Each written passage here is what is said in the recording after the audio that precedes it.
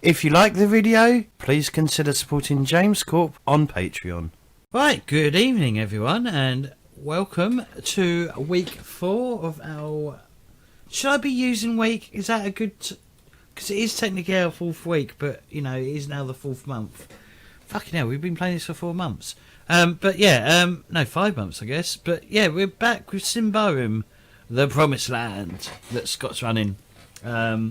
So yeah, we're going to go around the table, get people to introduce themselves and, you know, their characters. But first, I'm James Chambers, and this is Chambers of Roleplay. Don't forget to like and subscribe on YouTube if you're watching this on YouTube. If you're watching this on Twitch, don't forget to hit that follow button if you're enjoying it. And if you're feeling particularly cheeky, join Discord. Also, just as another, you know, to keep the announcements going, on the 19th of December, we are hosting a convention called Convention of Roleplay. So if you wish to join, do consider signing up to that at the Warhorn site. But other than that, we're going to play. We're going to just play some games and have fun. So I'm playing Maligno, who is a young adventure type person. He's looking for like lost treasures that need to go in a museum. J-Will. Hi, I'm playing as Revenue-Urist, who is an Ambrian Templar. I have a flail.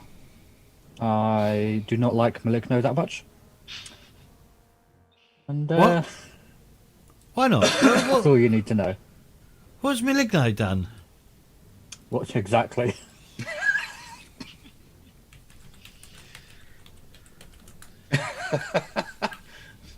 Oh, Thanks. Malignant will show you all. Danny? All right. Hey, my name is Danny. I'm playing Sarux, a little bit of dark, wasn't a barbarian, and yeah, I'm very excited to be here. I think that we are almost over the mountain, hopefully. So I've been waiting to see my home lamps now for a while. So. Thank you. Philip? I'm playing Oleg, the garden goblin. So I hope today we will see more of my sheep, little Bruna. But we'll see. Yeah, there we go. There's the worst party member. The fucking sheep's done nothing, Chaywall. Yeah, but I mean, if we're in need of food, we can always eat the sheep. Well, last week we had wolves. We can't go hunting wolves with sheep. True. True. It's not practical. Gus? Good evening, everybody. Gus here, playing Elfgarn, the human noble hunter, who, along with the rest of his party colleagues last week, suffered from a severe dose of can't hit a barn door from a yard away. Yeah. Rewatching last week, how many 18s, 19s and 20s did I roll before I hit? Hopefully this week we won't have to do too much combat. Hopefully. Okay. Oh, what was that? Scott? Hello, I am Scott, and I am the game master for Symbaroum, and I have been, following these 5 valiant warriors as they make their way through the Titans to the promised land of Davakar and Ambria, and as they continue to make their way through to hopefully seek their fortunes, we will be continuing soon with their exploits, and this might just see them through to the other side. Cool. So, with that, why don't we take a moment and with Revnia, J-Wall being gone last week, we'll do a little recap of what occurred, just to bring him on the date up to date before we continued. So, now it's been a while, so obviously if I miss out anything, feel free to fill in the gaps. But so what had occurred was At a certain point in time, Maligno, Oleg, Elfgarn, and Xerix were tasked with, as other members of the caravan, to find wood. Wood was running low. Storms were coming. As they were kind of reaching the crest of the pass. And during this time, they came across some other caravan riders being threatened or attacked by a set of, wolvish creatures, and also a larger monstrosity of a wolf. During the defense of their fellow caravan associates, they come to find out that these weren't ordinary beasts. In fact, they seemed a lot more intelligent than any animals have the right to be, especially the large one. And upon, let's see, what was it, 5-6 hours of you rolling nothing, you finally succeeded. But to your surprise, this larger wolf was not a monstrosity, but an elf transformed, leaving the dead body of the, having the, what could be considered a murder of an elf hanging over not only them, but the caravan drivers. Upon discovering this, the caravan leader, Argasto, decided that it was time to continue post haste to get as far away from this situation as possible, and to try to avoid the wrath of the elves. It was during this time that the caravan riders that they had saved, two of the two brothers who are barbarians from Ambria, both Balun and Ludo, and likewise another associate, Lestra, who turned out to be one of the Black Cloaks. Set of, for lack of a better term, I would consider them to be like warrior monks or crusaders who essentially, they take it upon themselves to protect against the corruption, whether it be from the forest of Davakar or those who are corrupted by it. Come to find out that one of the barbarian brothers, well, both, but one more so than the other, are carrying a rather large corruption with them, upon which they confessed during their exploits prior to joining the caravan. They were with a group of treasure hunters who discovered amongst, a small amount of treasure, a skull with a copper crown attached to it. Shortly thereafter, some of their associates were found dead or missing. Their their treasure hunter leader likewise. And it was during this time that they thought it would be a good idea to hightail it, and thus signed up with the caravan. Unfortunately, though, it seems like they couldn't run away from the corruption, and therefore Lestra, who is one of the Black Cloaks, has demanded that both of them are currently his prisoners, as he feels it is his duty to take them to the monastery within the Titans to be studied and hopefully cured, to figure out ways to, combat this corruption. After everyone returned back to the campsite that evening, a large storm overtook the caravan. Most of you, slept through it or tried to take shelter from it. I forget whom, but one of you witnessed Lestra listening to the storm, where he could hear voices. And both yes. of us. Yeah. And come to find out that he thought he could hear listing whispers upon the wind from however far away, and these whispers were from other elves. And the best that he could translate to the rest of you was, there seems to be a division whether these elves should just come in and slaughter the rest of you, or if they should try to use diplomacy to see if they could have you hand over Ludo and Bellin, which is who they are seeking. But primarily, though, also to seek punishment for those of you that killed one of their own. And that's where we left off. So it's, if anyone has anything to fill in, that'd be great. Otherwise, we will proceed to the morning after the storm subsides. Anyone? I don't think so. I think you hit all those beats. Okay, cool. I got a good night's rest last night. So when you awake the next morning, I mean, there's still a chill in the air. I mean, there's heavier amounts of snow. Due to the the knowledge of what had occurred with the killing of the elf, the caravan driver Augusto suggested that everything we camp in a circle for safety. So that morning, you can see that the snow continues to lie deep across the plateau, and there's a discussion of between Augusto and some of the others of the caravan of should we push onwards or risk getting stuck down the road with the freshly covered snow. You're close. You're so close. Everyone can just see the end, but with the fear of the elves behind you and the possibility of getting stuck in the snow before you, no one has really come to a decision.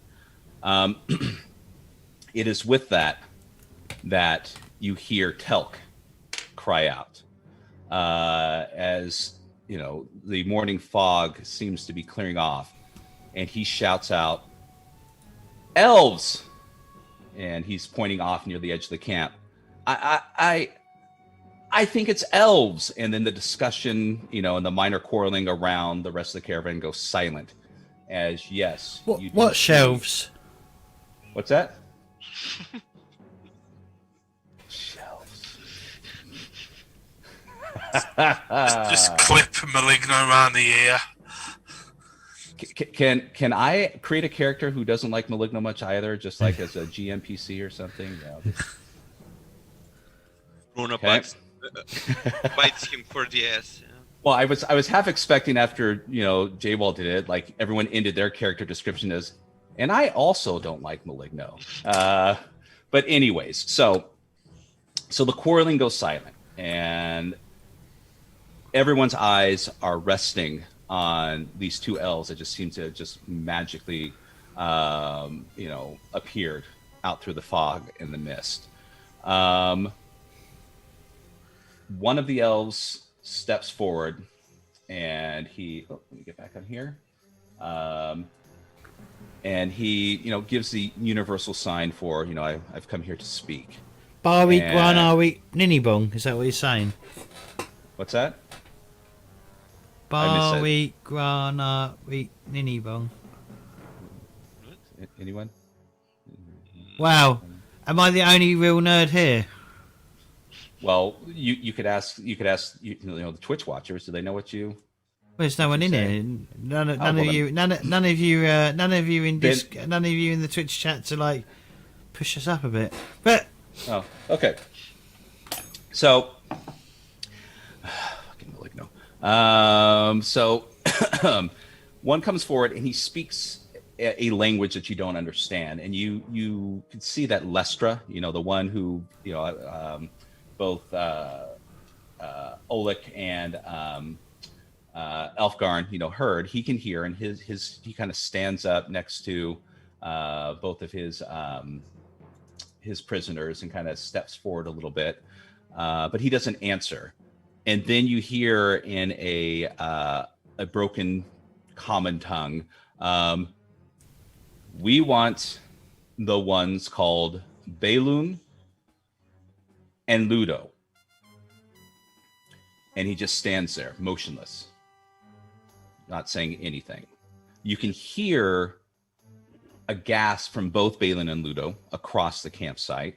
Lestra takes kind of a step forward in the snow. His hand is resting on his weapon, but he hasn't drawn it yet. And he doesn't seem tense, like he's in a defensive stance. He's just intrigued. So we'll bring it over now and throw it onto the shoulders of the player characters. So what would you like to do? Why didn't they go to the monastery?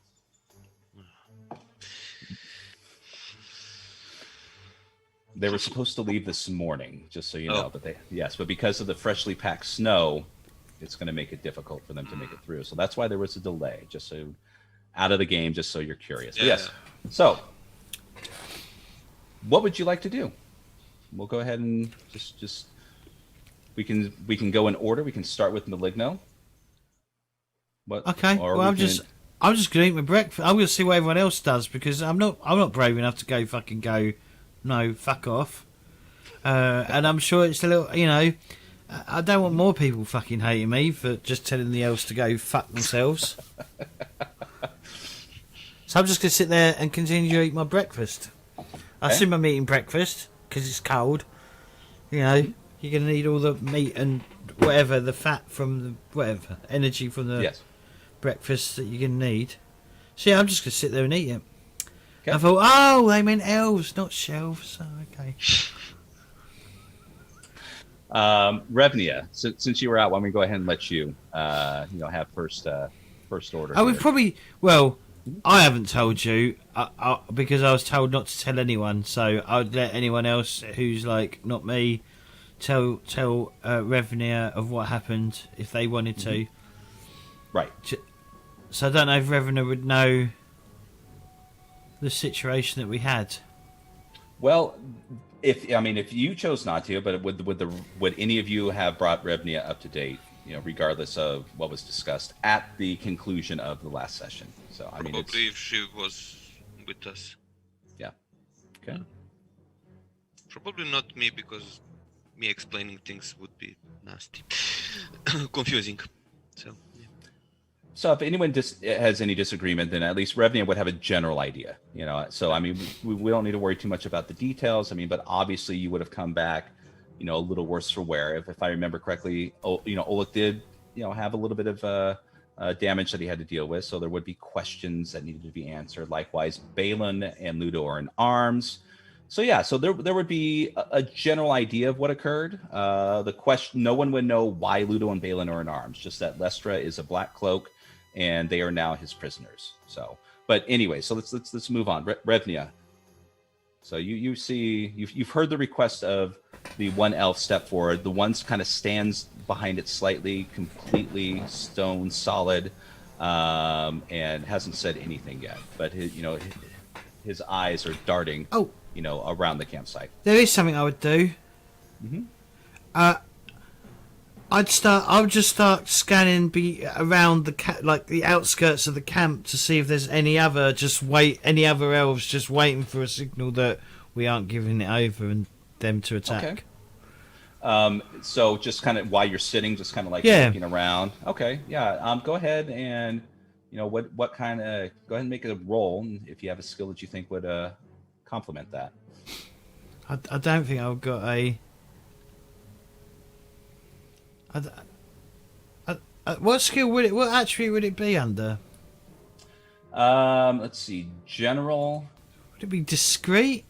Would it be cunning? Right, you trying to look around? Yeah. Yes. Vigilant, wouldn't it? Yes. Oh bollocks! Oh wow. Okay, I succeeded. I got 5. I needed a 7.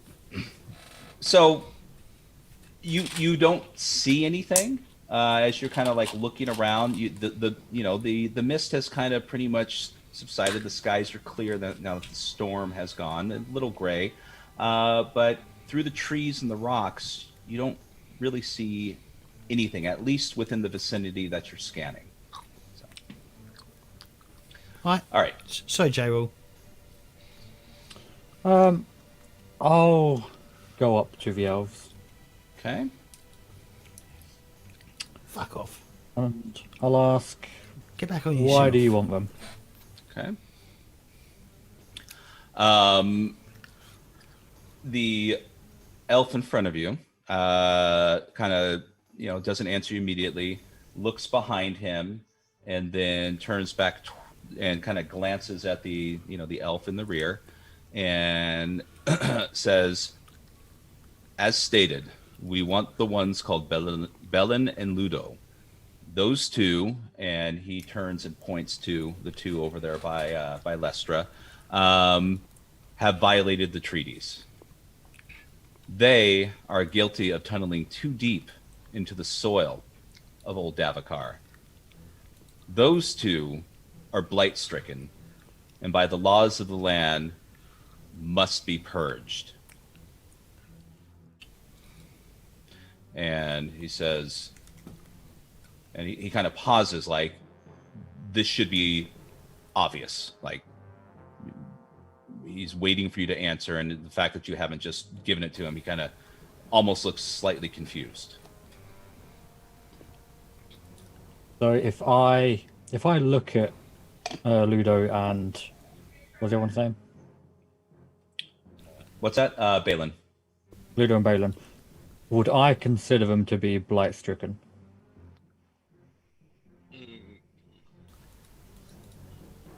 Sorry, I am muted. Good question. So, Probably if we told him, he would know. just that. Do you have? You don't have the site, do you? You don't have which site? No. Okay. So Oleg did see that yes, their shadows are both corrupted. That's now, if he had provided them information for you, you would know without question. And just Yeah, that's fine. That's fine.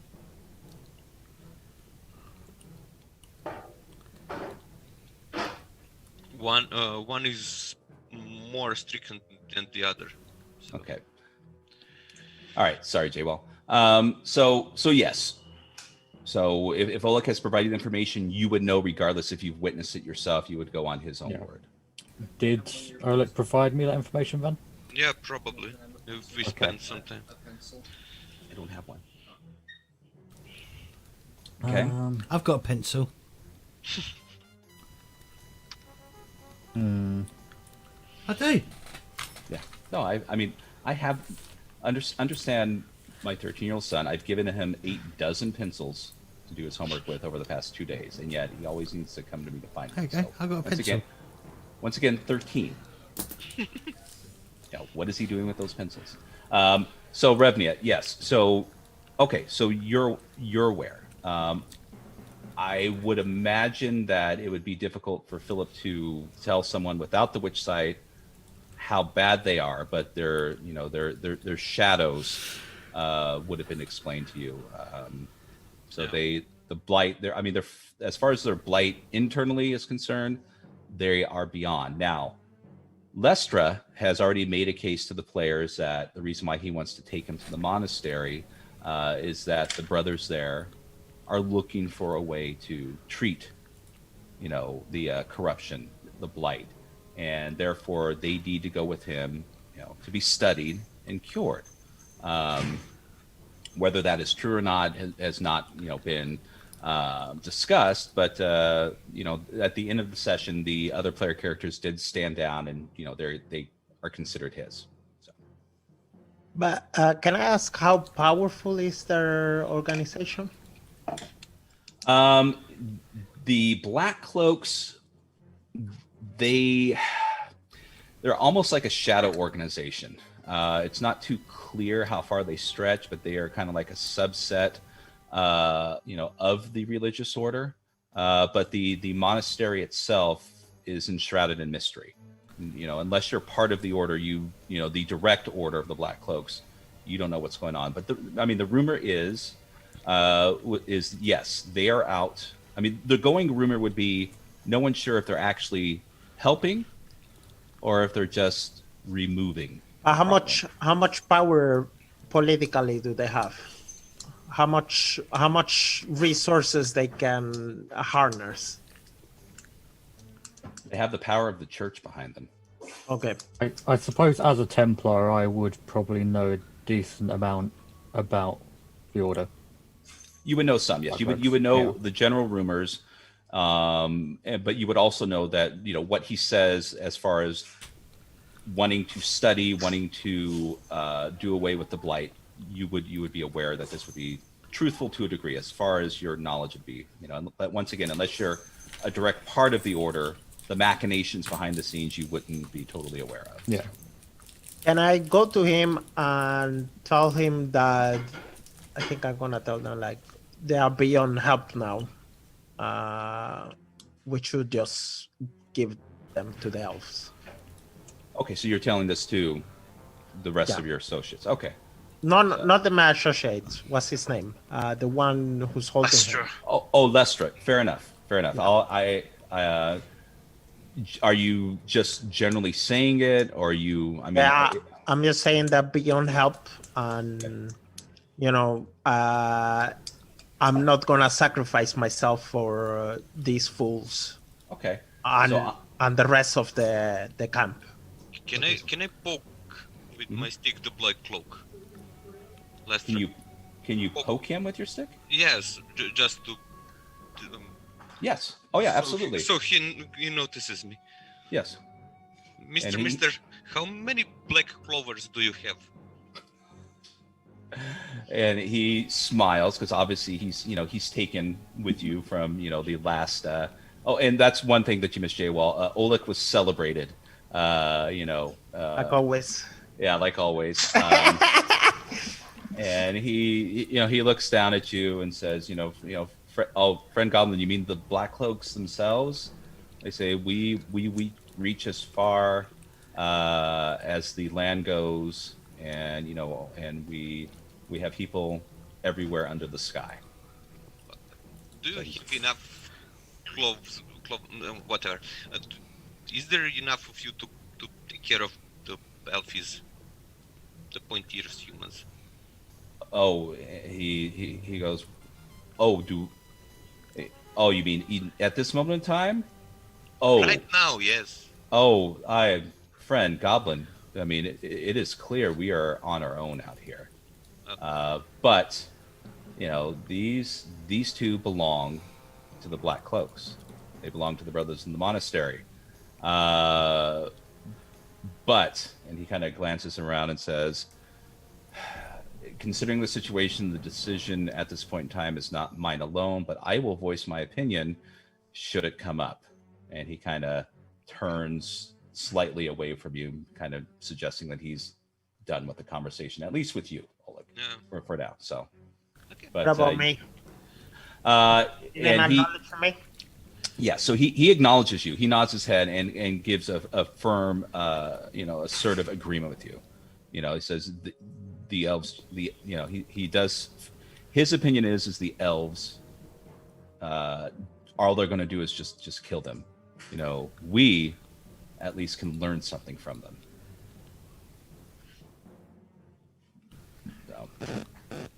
So essentially, he's telling you that he does not want to hand them over.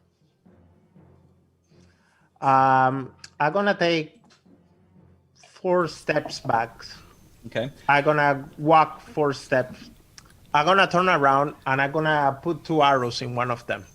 One of the elves? No, the dudes that we capture. Now, I'm not trying to dissuade you otherwise. I just want to make sure you're aware these consequences. This is going to affect your corruption status, because this is going to be cold-blooded murder.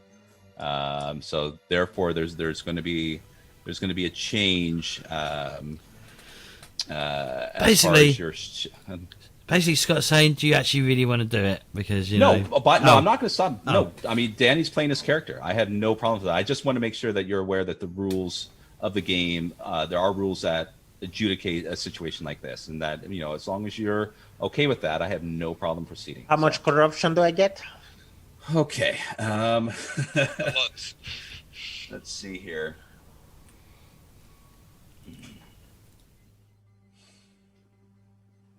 Feel the corruption running through your veins.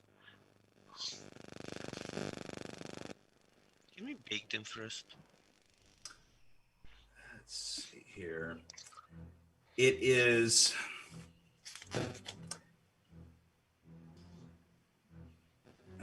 It's relatively vague in regards to that. I mean, they do have clear rules regarding corruption and magic and corruption itself, but as far as the player characters are concerned, oh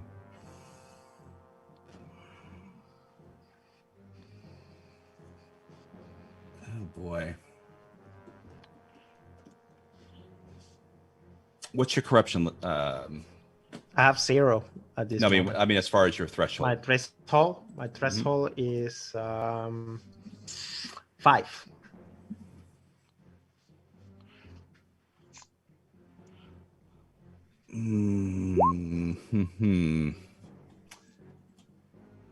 I would probably say, Danny, that this would probably I would probably say do a 1d6. As far as potential corruption is concerned, they don't have. There's no immediate rules adjudicating that, but this is going to roll into not permanent corruption, but this is not corruption from Davokar. This is just corruption of humankind. So,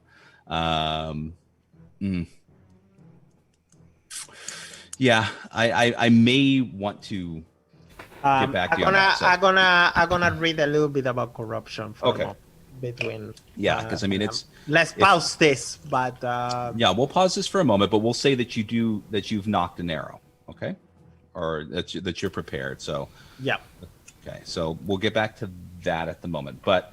J-Wall, Revni, I kind of feel like that you were in between when the others kind of moved to the others of the camp. So, yeah, no, I would say we will not hand them over. Okay.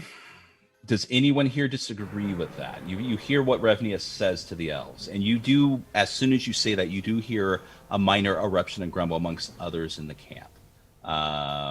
But nobody is outside of the others have kind of outright denied that of what you've said or have gone against it. But what about the rest of the players? Yeah, Elfgarn was moved off to the side to a kind of flanking position just in case things did kick off. But he's going to step back into clear view and address the elves and say,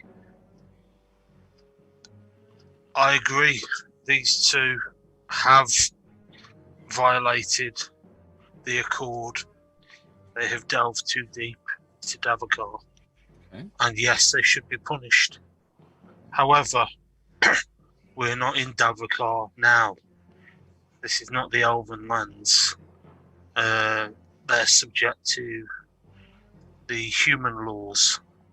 If you had caught them in Davokar, you could have done what you wanted with them. You wouldn't have asked us if it was okay to deal with them. So I would like you to do us the same honour and allow us to deal with these in the way we choose fit. Okay. He looks at you and he kind of gives you a stern look, but nods his head. You hear Argosto in the back, though, come out of his tent. And as soon as you finish your speech, what you could tell was he was probably on the precipice of just saying, they're yours. If you want them, just leave my caravan. But he stumbled over his words as you said what you said and paused. But it's clear that Argosto's point of view was he wants to get rid of him and move on. But with that, the silent elf comes up behind him and whispers something in his ear. And then he kind of turns his head back and says, Is this the decision of the entire group here? Is this a decision of the caravan that you say that they are not going to be handed over to us? It's a confusing thing, Humses. You're muted, James. I'm going to pipe in for once. I know, shocked. With those nuggets of wisdom. With a mouthful of porridge, you're still Yeah, eating your I'm going to be like, well, I'm going to be like, well, maybe you should have, like, approached us yesterday before you decided to attack the caravan. Just saying, if you approached us diplomatically yesterday rather than just attacking us while we were gathering firewood, maybe would be more, accepting of your demands.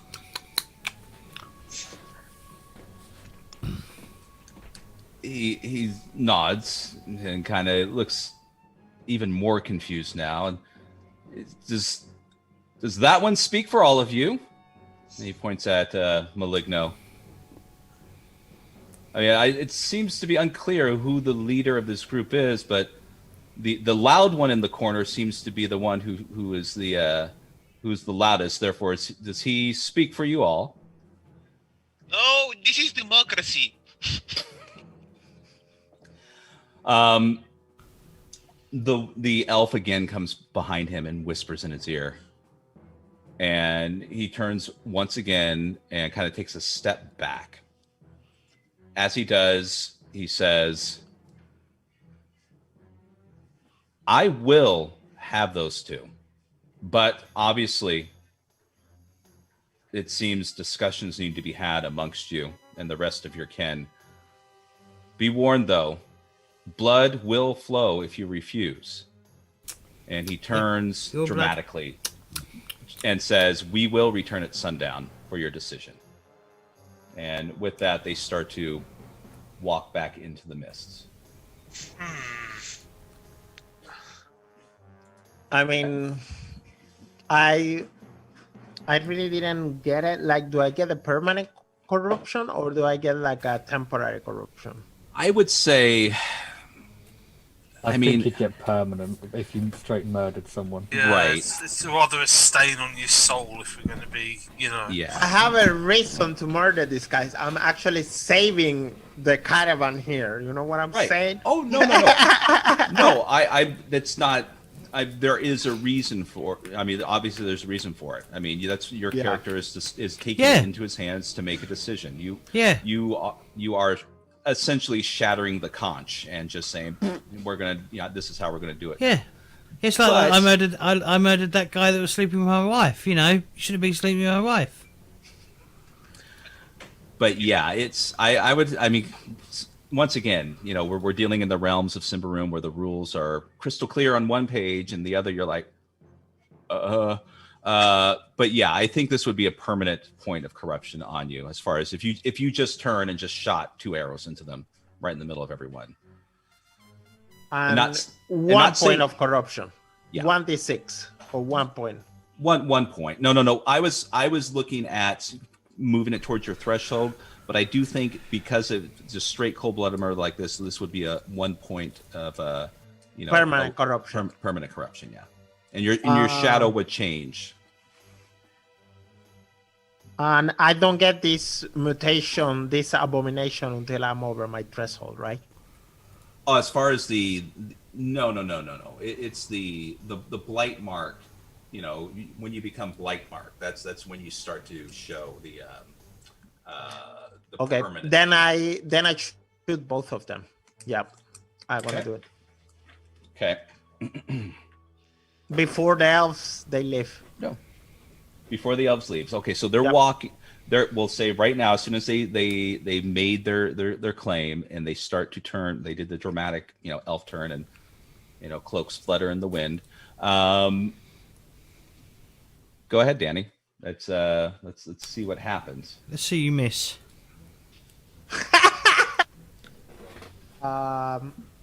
So I have a new talent. Okay.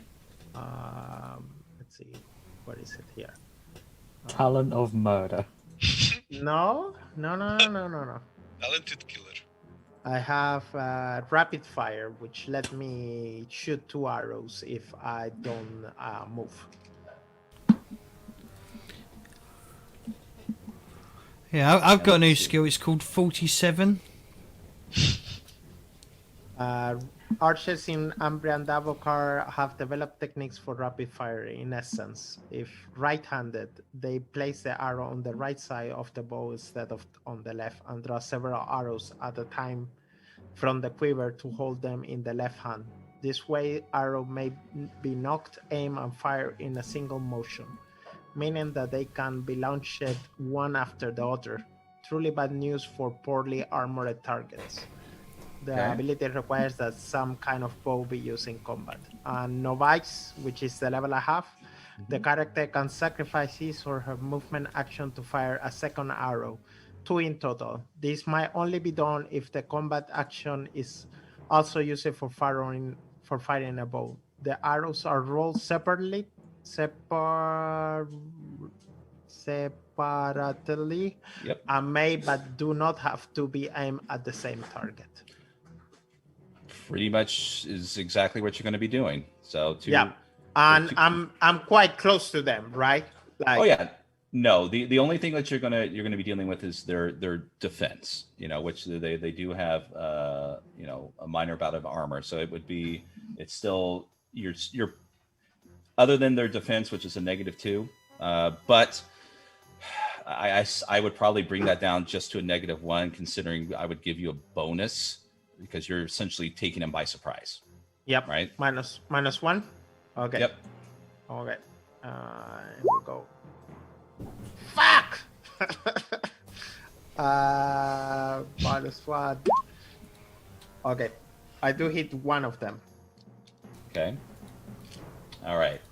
So which one though? Who do you tell me which one that you missed on and which one you hit, and I will. They're brothers, right? Yes. Yeah. They are brothers. So Ludo and Balin. Yeah. Okay. I killed the oldest.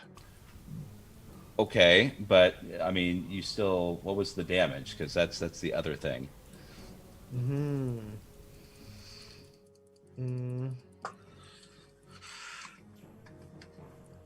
Okay. It was The damage 3. was 3. Yeah. Okay. Do that Okay. do anything at all? It's going to. Okay, so the first arrow is going to whiz by Ludo. Okay. Okay. So, and it's gonna just pierce just right into the side of the caravan. The other one is going to essentially shear against Balin, but he, due to his armor, he does have a there's the damage reduction. So it's only going to do 1 point of damage to him. So essentially, you're just going to give him a slight cut. You're going to garner his attention as he, turns towards you and just, screams in pain. And all eyes are now on you on the camp, Danny. Lestra turns towards you, draws out his sword, doesn't attack, but just looks at you with shock and surprise. As Argosto behind you just stands there in amazement. You can hear, the shouts of Ludo, what is he doing? And then the elves turn towards you and see what has erupted. And you can kind of see a smile for those who are watching them, and they continue off into the mist. So Danny, okay. Do I get a corruption? I didn't kill nobody. No, you didn't kill anybody. So we will deal with this after, right? So Okay. I'm not going to penalize you for, thinking bad thoughts. You didn't go through with it. Attempted murder, though. I But thought about it, but it didn't happen. but no, I want to say that there should be some temporary corruption involved in Yes. this, okay? Okay. Yeah, so yeah, go ahead and let's just do what's the standard roll? Is it usually 1d4 or 1d6 for you all? Before. 1d4. Oh, yeah. Go ahead and roll d4, Danny. I got one. Can You I rolled a heal? 1? Yep. Okay, so go ahead and mark that. Can Go I ahead. heal can I heal the one that's injured? Well, there's chaos now, right? So Lestra has armed his sword. He's kind of standing in front of, across from Xerix, wondering what the hell's going on, just, ready at action. The rest of you see this. I mean, there's shouts from the caravan guards, and the rest of the group. I mean, Revnia, obviously, you turn around and you see Danny or Xerix with his bow in his hand. Balin kind of has, there's a little bit of blood trickling down his shoulder from where the arrow kind of scored him. Maligno, you're still eating your. No, Or- I'm doing something else now. Okay, cool. So I'm gonna pull out a bag of like dried corn that I've got, and I'm gonna tip it in a pot, right? And I'm gonna let it pop, and then I'm just gonna sit there and eat popcorn. Fair enough. And also, Xerix, you amongst the shouts, just to remind you, also you have in your, not care I wouldn't describe it, but Keller is also in the immediate vicinity. He's kind of near Maligno. Just he stands up and he's just there in shock and awe. And you finally hear Argostel's voice behind you, and he says, "Barbarian, you better have a good excuse for this." I just turn around and I explain the situation. Like, do you want to sacrifice your life for these two fools? And he says, "Well, obviously not, but not just straight up murder. We have our our eternal souls are at stake here. We do not just murder vicariously. What has gotten into you?" And Lestra is kind of taking once again, he's not approaching you on a combat approach, but he has taken a step forward. So the rest of you, so we'll get to you, Danny, in that situation, but the rest of you, what do you do in this situation other than Orville Redenbacher over there in the corner making popcorn? We'll go ahead and go with how about we go with Alfgarn? Because Alfgarn, you and Xerix have kind of, you bonded during this trip. You're kind of close, together in far as skills and whatnot. So how do you react? You're hearing the shouts of Bartolome, the cleric who has the tainted sunstone with him, just slack-jawed, but kind of mumbling to himself and what is going on. We're so close. How can that barbarian ruin our chance? We're almost to the other side of the Titans.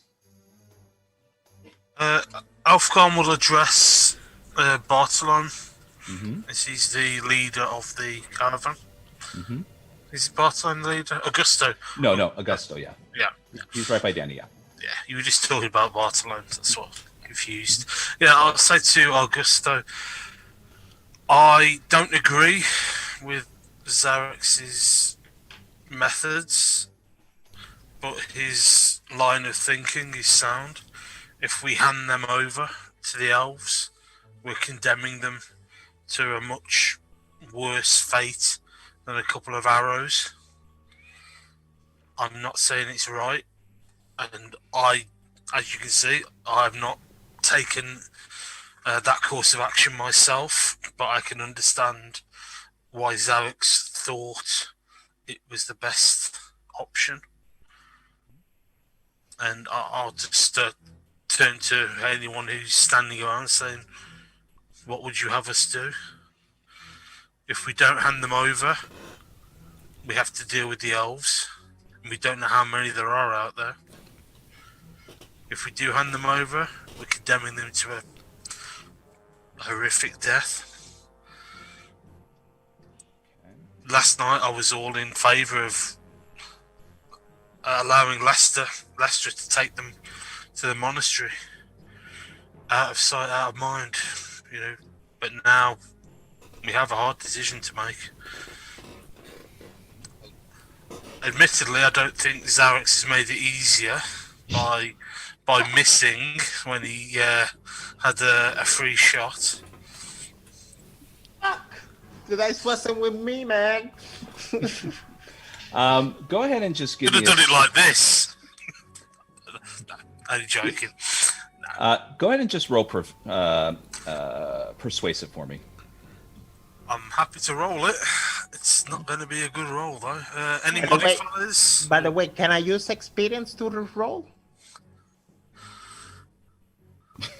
Well, now it's too late. I would have said yes if we didn't move the story forward to this certain point. Okay. It's okay. You've got to put 2 more arrows in.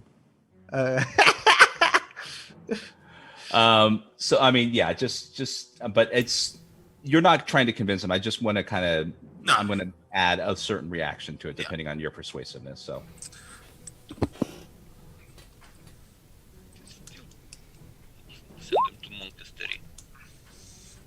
All right. So Argasto kind of like his reaction is he's half listening to you as he's kind of just looking around the campsite, and you say a couple of points, and he turns and looks you in the eye and nods his head, but I mean he's distracted. His eyes and ears are everywhere as he's trying to absorb this situation. How yesterday we were just almost over to the side of the ridge, and now for the real first time since you guys left, that some real true chaos has occurred here. And he goes, I see your point. It just seems we just have a lot to think about. But I mean, to be perfectly honest, like, the elves can have them. I mean, it's just what's more important is we continue on. I mean, they're corrupted. We don't know what's going to happen to them. I mean, I guess Lester could just leave with them now if he could, but he can't. It's too late. So I mean, what choices do we have? I mean, they are people after all, but I mean, he says, I don't know. I need the advice of people who are wiser than I. And then he just kind of slumps down on a stool and just kind of puts his head in his hands and just kind of shakes his head. It's like, I don't know what to do at this point. We have until sundown, but maybe we can deal with this sooner. And he just kind of just sits there, just continues to shake his head. So what about then now? We'll move on to Revnia. So, I mean, Revnia, you've seen this whole thing played out while your back was turned, and you see, and now it's just chaos in front of you. Yeah. I go up to Lister and Xerx, and I just proclaim, this isn't the way. We're not cold-blooded murderers. We must be judged before Prios, and I must atone. Handing them to the elves for an incredibly treacherous punishment is not the way. But cold-blooded murder would make us the same as them. So I go to Revnia and get really close, and there is an anger in my face. I would are you willing to sacrifice yourself for them? I'm willing to sacrifice myself for the one. That's not what I ask you. Like this. This is not Prios's will. And I'm gonna point at them, and that these are already corrupted. They're already monsters. And you are willing to. We have and kids. You suffer corruption yourself by murdering them. Do we got kids in this caravan too? And no. Women? No, it's only tough people. Not in this one. I mean, the caravan that you left on the other side that was going to decide to wait to storm out, yes, but these are primarily men and women, that decided to move forward with the rest of you. So, okay. Are you willing to? How many are we total? Outside of what's on the screen, we'll say that there's probably about maybe 25 to 30 approximately. We'll go ahead and give that between you and the guards. Are you willing to sacrifice 25 souls for these two?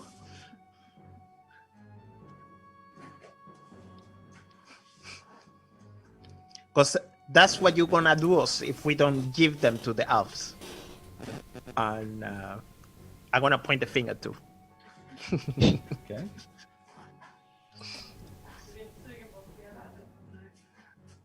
Trust that we will be guided safely, and the elves will not be a problem to us. Okay. Lestra is going to interject between both of you. And he says, there's one thing that you haven't considered. I know how these elves work. I know what they think. We hand them over to them, we're all dead anyways, because the moment they have what they want, we're not important. So it's obvious that we hand both of them over to them, that we'll die soon after, for safety's sake. They don't want this getting back to to Ambria. You know, the only thing that we have that's keeping them from killing us now are those two. Therefore, they need to stay with us and me until I can get them to the to the monastery. How much would I know about the elves? Would I know that this statement is true? Or I do have, let's see, I have lore master. Do you have the details of? I mean, is lore master? Does that require a specialty associated with it, or is it just like a general lore? Successful cunning test. Any character who is lore master can figure out the specifics. No, can figure out the properties of a specific artifact, but not how to activate it. The novice can use cunning to translate a text or understand what is being said in another human. Okay, that's not. No, I don't have anything to do. I thought it was. Which side of the Titans were you from, Danny? I'm a barbarian. I'm from the Davokar forest. You're from Davokar. Yeah. So, yeah, I mean, the going rumor about the Iron Pact is you enter the forest, the elves kill you. No questions asked. Enter the forest, the elves kill you, but we are not in the forest. Right, but likewise, things that leave the forest with corruption need to be dealt with. I mean, these are things that would be general knowledge. Now, now, mind you, the tactician part of the elves and how they operate outside of the forest, unless you are deeply associated with them, a member of the Iron Pact yourself, I would say it would be hard for you to determine if this might be true or not, if that's what you're going for. So. Okay, this could be a bullshit, what he's telling me. But to be fair, most of you are aware how things work, either from the old land and the new land, and it is a general tactic by any group to, essentially once their goal is attained, if at all possible, clean it up, because you don't want something getting back to you unnecessarily. So it's not unheard of in any circle, but if this, if Lestra is speaking the truth, you wouldn't know unless you had some sort of skill that might be able to see through it. So if you don't have the lore information, Danny, do you have something that you might be able to allow you to see if he speaks? Cunning, perhaps? I have high cunning. I'm a high cunning person. Would cunning help me to see if he's lying? I don't know. Let's see here. Cunning. Recollect facts, draw conclusions, complete research. That, or I would say, yeah, it would probably for the cunning aspect. And of course, it would be against his discreet. So let me see what he has.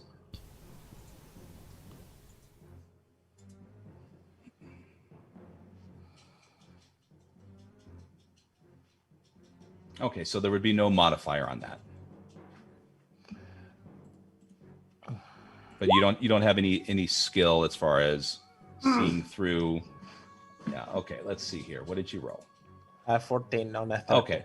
All right. So I mean, other than the general knowledge that I just described, he seems calm and collective in his persistence that, this is not really a decision that needs to be made, because these two are the ones keeping us alive. I am the one keeping the camp alive by, maintaining their as prisoners here. If we let them go, we're all dead before we reach the other side of the Titans. He gonna see that I'm very hateful in the eyes. I'm very angry in the eyes. I spit to the floor and I walk away. Okay. All right. He will draw his sword, or not draw his sword. He will sheath his sword and head back. Now, Balin, and he'll walk over to Balin, kind of check his wound and whatnot. And, but both Ludo and Balin just, Ludo shouts, "You can't hand us over. I mean, we're one of you. I've told you, I'm not sick. I barely touched the skull. I promise. It was just the one time where it was warm to the touch." And you can you glance over at Balin, who's sat down at the bench, and as Lester's tending his wound, he's just he looks up and says, "No, I feel fine. I feel fine. And he kind of relaxes a bit. So, okay. Oleg and Maligno. We'll kind of go over with you. So, I'm just sitting on the fence. That's what I'm doing. Okay. I'll try to heal the one that's shot. Okay. So you're going to go over and offer to heal. So, I mean, it's 1 hit point. So go ahead. I heal him automatically just to roll corruption. Okay. Oh, 4. Damn it. Okay, it's temporary, but okay. Hopefully you don't need to create roots anytime soon. Yeah. So you walk over and Balin kind of moves back a little bit from you, but you bring forth your healing hands and he relaxes a little bit more as you can feel the tension leave his body as the arrow wound from Xerix closes, leaving just the torn bit of leather on his shoulder. So Argosto stands up at this point and he essentially says, a decision needs to be made. What do we do? Do we give these two up to the elves and proceed?